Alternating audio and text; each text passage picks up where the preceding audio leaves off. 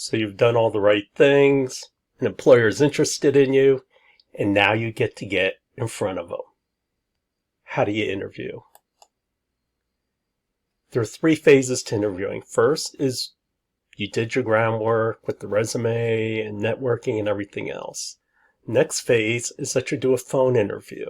And so a phone interview is a little less informal. They're just trying to get to know you. And then in the final interview, which is basically on campus, or I should say on site, and there could be more than one of them. I've been through 3 rounds of an on-site interview. It's long. But this is where you build up intimacy. This is where you connect with people and at the same time sell yourself. Your strategy is you're in the middle. You can play at the far end or you can play at the low end. The problem is when you play on the extremes, you run the risk of having it blow up in your face. On the other hand, if you're in the middle, it means my odds are a coin flip. So you have to decide how drastic you are. You have to decide how much you want to share. And it could work really well for you. It could do really bad for you. What it comes down to is, if I don't get a job, where do I want to make mistakes? Would I feel bad if I lost a job because I said something stupid, because I thought I was trying to be edgy or get ahead of everybody else? Or is it a case of I was too conservative and I didn't go and try to get the job? There's no right or wrong answer. It's all about you. Me personally, I can't sit in the middle. Every time I sit in the middle and it's 50-50, I always lose. There's always somebody that somebody likes better. And so I have to take chances. That's all there is to it. Hard skill, cultural fit, added value. Yeah, I'm going to still pound that over your head. And when it comes to talking about it, how will you play it? First of all, you have to develop a strategy before you go into your resume. And the elements are, first think about what your weaknesses are and what do people, not like. And in my case, I'm perceived as being introverted and slow. And that's not a nice thing to say about yourself. But if you want to get better at anything in life, you have to put your head on a silver platter. And what that means is you have to humble yourself to what it's going to do. And that might mean portraying yourself in not a flattering way. But I found that out over interviews that people were kind enough to tell me, well, when we asked you things, there would be these silences. And I know you were thinking, but it was really uncomfortable. And I'm an introvert. I don't, because my style is not to talk. Let other people do all the talking and learn from them. Anyway, the landscape of the situation you're going into, think of some strong insights that you can get into the conversation 3 or 4 times in advance. You know the field, you know the information. So what is it, something that you can add to the conversation that you think is worthwhile? And keep that in your back of your mind, so in the flow of conversation, you could put it in. And think about where they're going to go and what the nature of their business is.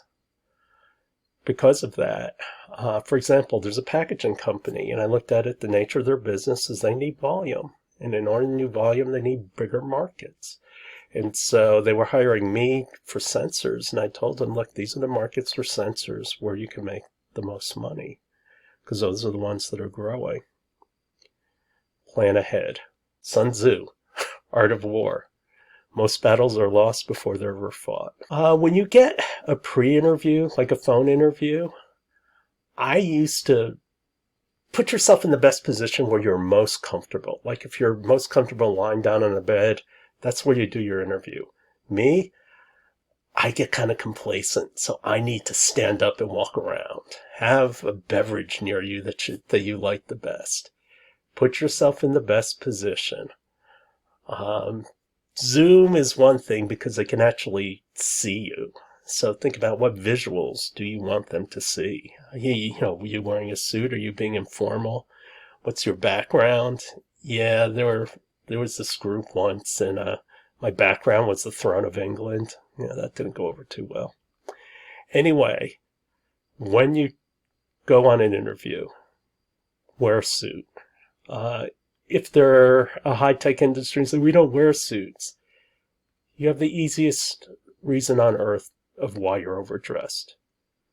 I just believed in honoring you and what you do here. And so I wore a suit because I believed you deserve that kind of respect. Easy answer. Secretarial excellence matters. Your tie, your suit color, those things matter. My roommate went to IBM, which is called Big Blue, and he wore a brown suit, and yeah, that didn't go over well at all. Here's a little tip for men. Wearing suits, I always thought it's incredibly sloppy when guys unbutton the top button and have their tie loose over it. To me, that's sloppy. That's not attention to detail. But how do you wear a dress shirt all day long? The secret is buy a shirt a ½ inch bigger in collar size than you normally wear. It's not so big that it looks like, you got this big massive collar, but it's comfortable enough you can wear that shirt all day long and it won't be choking you. Dr. Cho's little dress hint. Come equipped. Oh, Dr. Cho always likes to bring these folders. I like these folders. You can take notes. You've got a pen. You've got business cards. They're light. They're easy. And it shows that you've come prepared. Put extra resumes in it. They say be early, but don't be too early.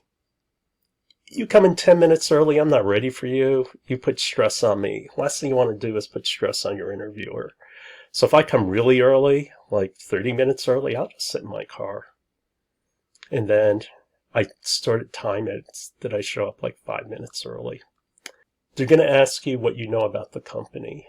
And so, you can downplay it saying, well, I looked into a number of sources about your company and based on the public information.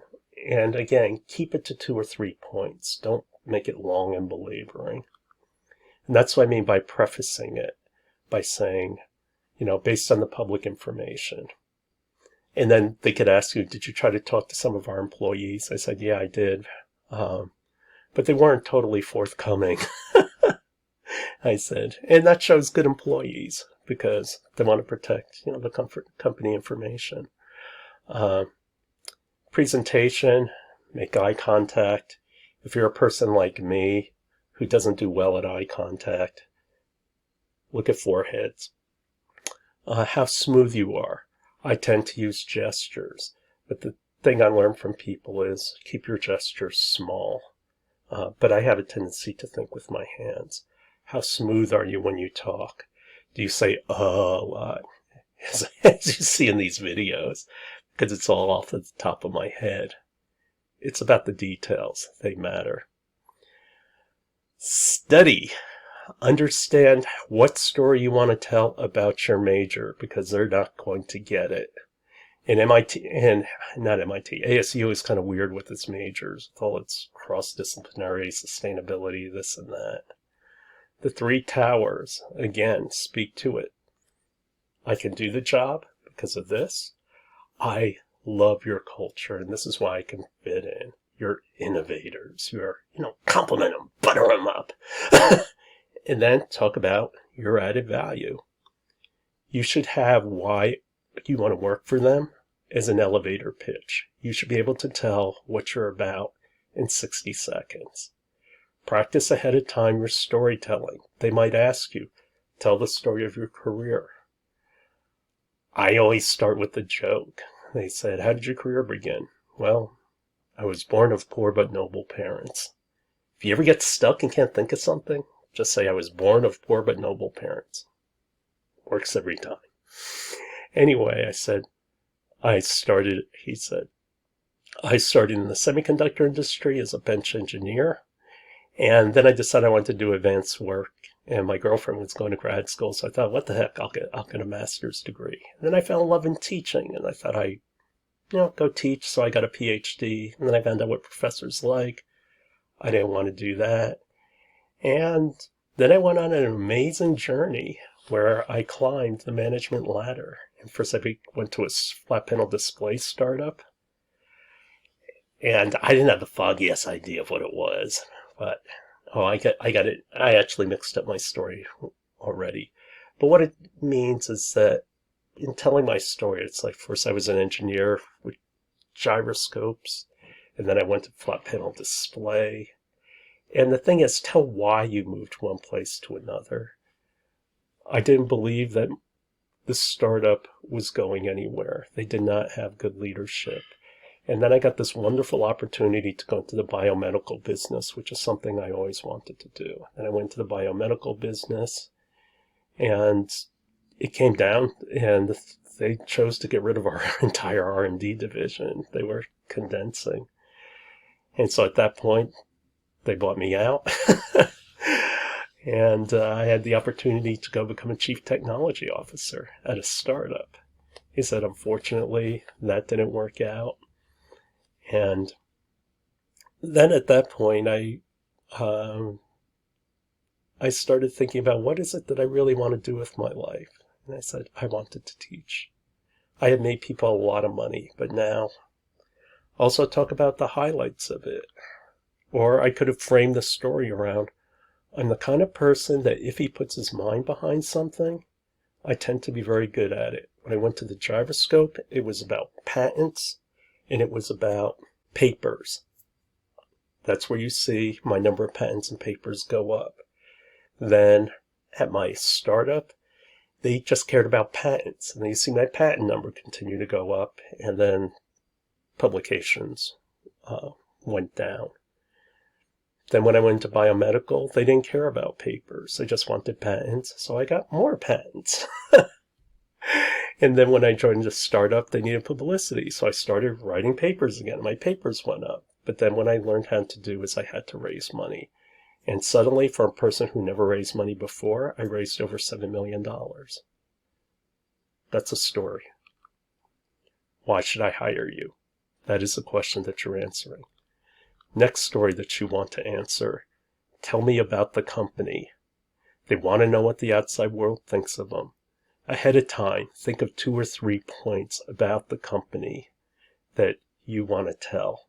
It's okay to preface your comments. Yeah, don't do it in papers when you do it for me, but it's okay in a conversation. And ask questions. Think of 3 questions ahead of time. And this is actually where career offices are good, because the questions they ask you, you can ask the company. Like, for example, what is your biggest need right now? And then when they tell you what their biggest need is, and that opens the door for you to say how you could really help them. And another question is, where do you think the future direction of the company is going in? And then you can exhibit enthusiasm. Basically, every question that you put out there, you should have a follow-up behind it. You have to think these things out ahead of time. Third pitfall, sometimes they give you written exams, and they'll actually quiz you. Here's the problem, and I know I had this problem. You panic, and all of a sudden, your mind just goes blank because you weren't expecting it, and you weren't prepared for it. And I'm a person who only does well on tests when he prepares. The thing is, if you flub it, you just want to quit and go home, but maintain your composure. In offense, think of yourself as like an ice skater. You fall down, but they always get up and they finish. In certain cases, they are just looking at your thought processes. And so be disciplined. Do your problem solving the way you normally do. Pitfall 4, honesty. They're going to ask you something about something you don't know anything about. Don't fake it. If you fake it, you're going to get burnt. At the same time, don't say, I don't know. Say, I'm not really familiar with that area, but I believe this is the way you would go about solving it. And so that's what they're looking for, because not everybody knows all the answers, but do you know how to go out and find an answer? It's okay to take a little time and to pause a little bit, but don't take too much time, because their day goes along and they start looking at their watch. Pitfall number 5, it can get weird sometimes. For example, I went on an interview I sat down with the guy. He did not say one word to me. That is very, very uncomfortable. So I had to carry the conversation. Another one, I swear to God, I think I didn't get the job because of my hair. They just took one look at me. They told me how much they liked MIT people. And they showed me their facility, and they didn't ask me one question. And so sometimes it's on you. Always be professional. At that point, you just want to walk, but show you're the bigger person. Show that you want the job. Of course, unless you don't, then just be professional and, let's go our own separate ways. The sixth pitfall you worry about is tell me about yourself. Typically, you start off with my career, my personal life, and then they'll say, whatever.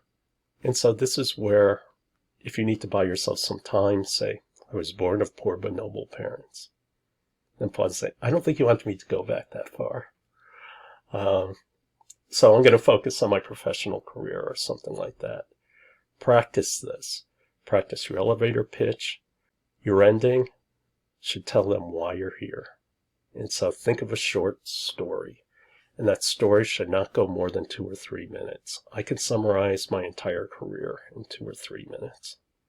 Again, less is more. You going on the offensive. You taking it to them. Think about your 3 pillars of your abilities, your teamwork, and your added value. When you see certain things, interject it in if it adds to it. They want to know about your experience, and think of insights. Think about 1 or 3 things that stand out in your field. And the reason why, it shows them that you're wise. For example, when they asked me about a manager, and I said, managers need to focus on 3 things. The first thing is to train their people on the strategic intent of their company. What is it that they're trying to do? The second thing is my job as a manager is to make sure that my people can do the best job possible. I don't touch the customer, they do. They're closer to them. They have greater value. And so we are in a position of service to make them better. Again, come up with intelligent stories. And only you can do that. You have to think through it. One thing they ask you about is what's your greatest weakness? And everybody said, well, I work too hard or I care too much. And they say, use your weakness as a strength. Well, what the hell is that? And a really innocuous answer, which is vanilla and bland. And this is what I mean by about playing it safe or taking it to the edge. Playing it safe would be, I don't know everything. So since I don't know everything, I rely on people or I rely on resources to go find answers. That's my biggest weakness. It's a clean answer, not a great answer, but it works. One time, this was a position where 500 people, I had never managed more than 35. So I knew that was going to be an issue. And so I talked about the number of people being managed. And so I said, well, actually, nobody really manages 500 people. I mean, Dunbar's number, you only know 150. But the key is that the people who report to you, how well you manage them and their vision. It's also important to have sources of information, people that you can talk to. I realized I needed to get ahead of certain things. And one was I'm told that I'm quiet. Saying I'm quiet, people interpret that as meaning you don't talk at all. And so you have to think of a different way to present it. But this is what I did. And this is about weakness as strength. Okay, being quiet and being thoughtful, how is that a strength? And so they asked me my greatest weakness, and what I said was, if you are looking for a type A manager, so when you're thinking about strength and weaknesses, keep in mind somebody's strength, portray that as a weakness, and pour your weakness as a strength. So you're quiet, but you're very thoughtful. How is that a strength? And how is this extroverted person a weakness? And so the way I present it is, I wouldn't say it's a weakness, but I'm aware of the fact that it's a difference. People like different styles of managers. If you like the kind of manager who's going to come into the room and beat his chest and start screaming and yelling at people and talk about lopping off heads. Yeah, that's not me.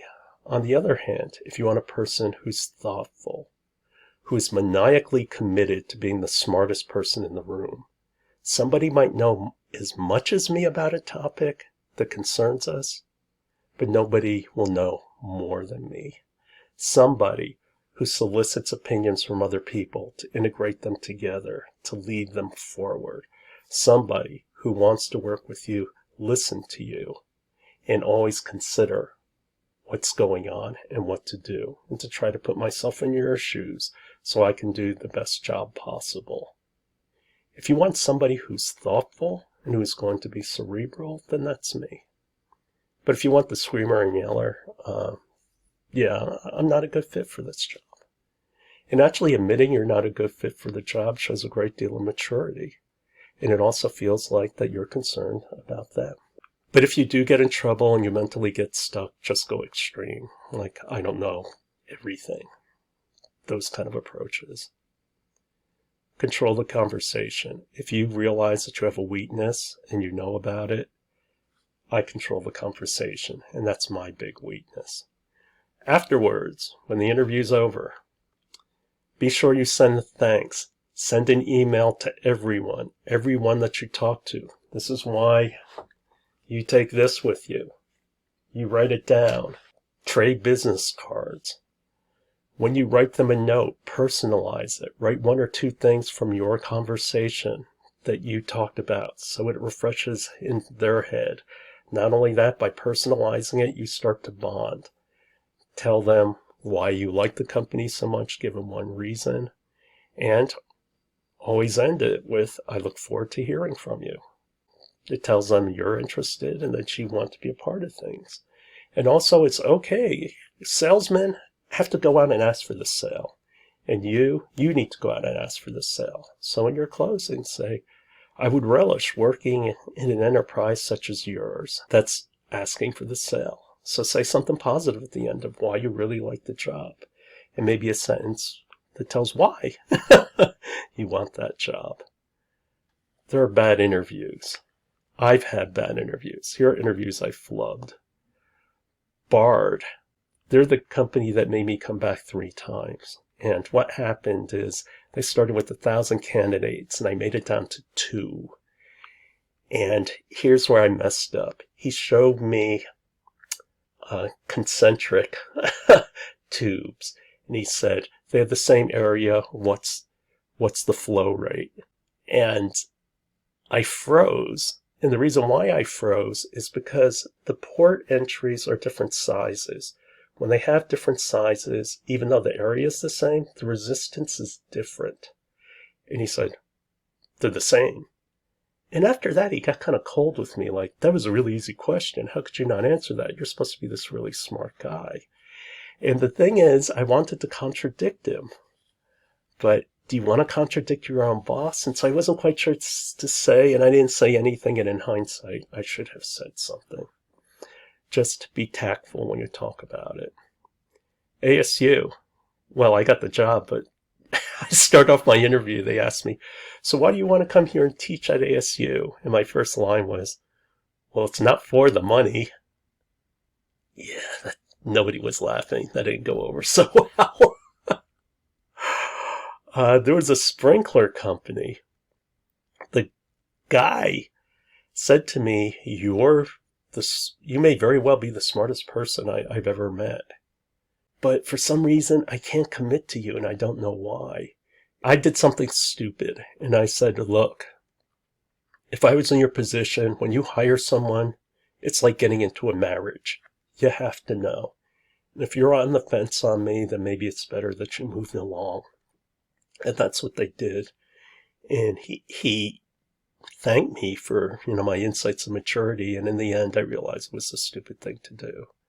Because what he was really doing was giving me an opening to stake the job out. And that's what these guys are. A pump company, Minimed, started giving me a quiz. I am not good on the spot. I am a preparation person, and it threw me off. And the problems weren't hard, but all I could think about is, I'm not looking at the quiz. I'm just thinking, oh my God, I have to take a quiz. And I just totally flubbed it. I lost my composure. When that happens to you, take a deep breath and then think again. The thing with companies is typically if you get rejected once, you don't get a second chance. Because what they actually start to do is your file, even though they said they liked you, is they start downplaying you. It's like a red X on you. And that's why I say be careful about companies that you apply to, because they have a history. Their interviews I have done really well. I gave my technical insights when I was actually interviewing for a director's position, and next thing I know, I was CTO. I got promoted in one day because I talked about business too. My flat panel startup, Candescent, they said, you're something we need. You're a pro. And Motorola, well, I was talking with Motorola while I was a grad student, so if I went to shop at Motorola, they were willing to give it to me before even interviewing. So this is where forming a network helps you. I won before I ever got there. The thing is, everyone gets nervous, and the thing to do is to breathe. Anytime you feel yourself losing it a little bit, breathe through the nose and out through your mouth. The reason why you breathe this way is through the nose, you're using your diaphragm. When you breathe through your mouth, you're using your lungs. A lot more energy. You get tired. Breathe through your nose. This is what martial artists know. Interviews are tough, and some people are naturally very good at it and some aren't.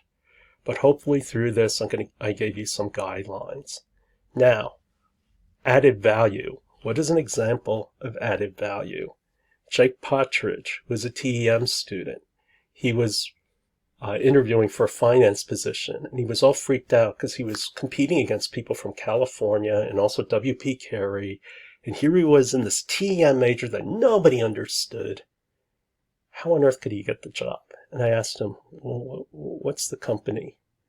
And he said that what they do is they make loans to small businesses, and their collateral is actually, they're all equipment companies, so they're very specialized. And so what they do is make the loan against the capital equipment. And I asked Jake about his background and what he did. And as it turns out, those gears are like 2 stories high that like at 3 a.m. are just crawling down the road? His family makes those. He's lived in machine shops his entire life. And I said, Jake, you have the perfect added value. This is what you say. When they ask you about TEM, say TEM is basically about contemporary business. Instead of teaching standard corporate business, like branding and spending millions of dollars, you're more about guerrilla marketing. In terms of finance, it's about how do I do more with less. And I said, in this case, you have to differentiate yourself. This is the branding. And so your added value is what differentiates you. And so I told Jake, go talk to them, tell them that there are all kinds of financial people out there that can put together a deal. However, that deal is predicated on the value that you're giving versus the value you're getting back. They don't know what they're getting back. They know how to make a deal. There are lots of people who know how to put these kind of deals together. However, my added value is that I know how much that stuff is worth. I grew up in machine shops. I know machines forwards and backwards, and I can come up with better deals by understanding a larger picture of the problem that we're trying to tackle. And that's what Jake told him. And what happened is, at the end of his interview, branch manager pretty much said to Jake, what interviews do you have? Oh, I got 2 more. And he said, no, you don't. Sit down. And Jake said, why? And he said, because you're not leaving here until you accept my offer. And today, Jake is regional vice president of this company. He did well here, and then he went home to California. Jake was one of my very first students, and I'm extraordinarily proud of his achievements. Yeah, unfortunately, I really didn't help him that much. But the thing is, it's the little things that help you. If you do get an interview, good luck, and hopefully some of the things that I've told you here will help you out.